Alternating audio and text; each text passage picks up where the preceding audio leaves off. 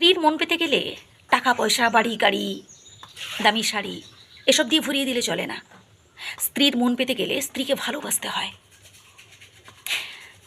সারা সপ্তাহে অফিসের শেষে একটা দিন হলেও তাকে সঙ্গ দিন।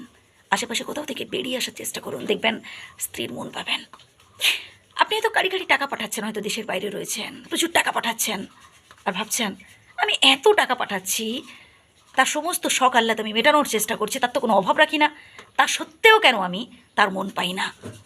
আচ্ছা বলুন তো, আপনি যে এত টাকা পাঠাচ্ছেন, একটাবার কি আপনি তার খবর নিয়েছেন যে তার শরীর কেমন আছে, সে কী খেয়েছে, এটা জানতে চেয়েছেন?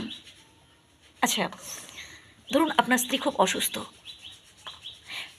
আপনি তো ফোন করে জিজ্ঞেস করলেন কি শরীর কেমন আছে, ঠিক আছে, বাট সে সময় সময় ওষুধ খেয়েছে কি না, ডাক্তার যেমন নির্দেশ দিয়েছে ঠিক ওই রকম নির্দেশে চলছে কি না, একটিবার তাকে ফোন করে জিজ্ঞেস করেছেন? একেবারে তো বছরে একবার জিজ্ঞেস করেছেন কবে কি ভুলেই গেছেন। আচ্ছা আপনি কি জানেন আপনার স্ত্রী কখন অসুস্থ হয়েছিল, লাস্ট অসুস্থ কবে হয়েছিল, এটা কি জানেন? মনে রেখেছেন? রাখেননি। কিন্তু এটা কি জানেন আপনি কেমন আছেন, আপনি কতটা সুস্থ আছেন, আপনি ঠিকমতো ওষুধ খেয়েছেন কি না, প্রত্যেকটা খুঁটিনাটি খবর কিন্তু আপনার স্ত্রী নেয়। আপনার কি এটা উচিত নয় যে আপনার স্ত্রীর খবর নেওয়া?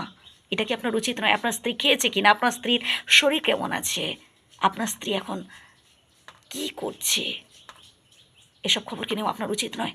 হ্যাঁ, আপনি বলতে পারেন এগুলো ন্যাকামো। ভাই, এইসব ন্যাকামো থেকেই কিন্তু ভালোবাসা জন্মায়। এইসব ন্যাকামোইগুলো একটা সুখী সংসার তৈরি করতে সাহায্য করে। স্বামী স্ত্রীর মধ্যে, অর্থাৎ বিয়ের আগে স্বামী স্ত্রী তখন প্রেমিক প্রেমিকা, তো সেই সময় যে সম্পর্কটা মধুর সম্পর্ক থাকে, দেখবেন বিয়ের পরে ধীরে ধীরে ধীরে ধীরে ধীরে ধীরে ফ্যাকাশে হয়ে যায়।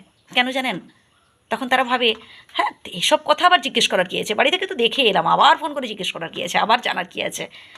হয়তো আপনার স্ত্রী আপনার জন্য রান্নাবান্না করে দিচ্ছে, সব কিছু ঠিকঠাক আপনাকে পরিপাটি করে দিল, আপনি অফিসে চলে এলেন, পৌঁছে গেলেন, কিন্তু অফিসে পৌঁছানোর পর কি আপনি কখনো একটিবার হলেও কি জিজ্ঞেস করেছেন কি তুমি খেয়েছো তো, এই জল ঠিকঠাক করে খাও, গরম পড়েছে কিন্তু জল বেশি করে খাবে, কখনো বলেছেন?